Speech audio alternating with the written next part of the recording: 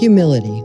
Our culture greatly overrates our ability to influence the behavior of other people. So many of us, from the time we're very young, get the message that if we behave a certain way, we'll achieve a desired outcome. Our parents may start this off. Maybe one of them told us, if you love me, you'd clean up your room, or if you dress differently, it will make me happy.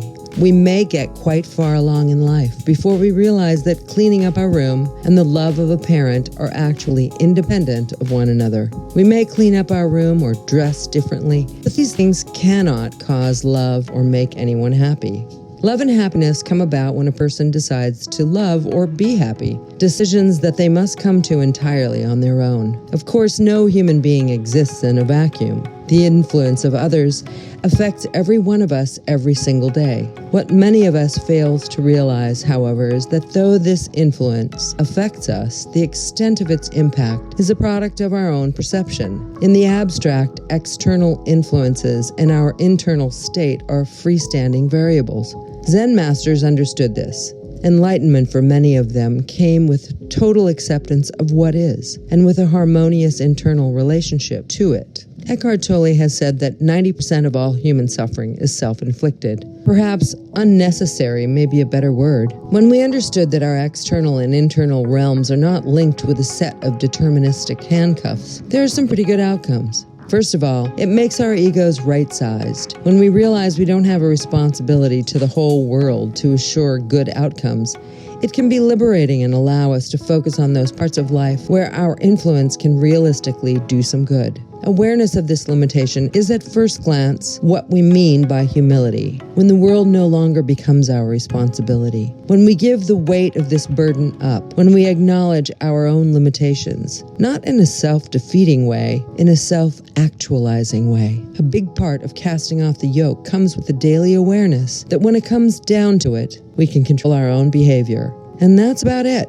We make zillions of micro decisions daily that move us through our lives, harmoniously or chaotically, gratefully or miserably, selfishly or unselfishly. Sadly, awareness of these facts is not universally understood, and many people walk around with imaginary cause and effect tethers people, places, and things that they believe hold the key to their life outcomes. The fact that these ambitions, in this regard, so seldom come to pass, is a great source of pain. But how could they? These tethers live in the individual imagination. They are thoughts, and as such are ephemeral and constantly changing.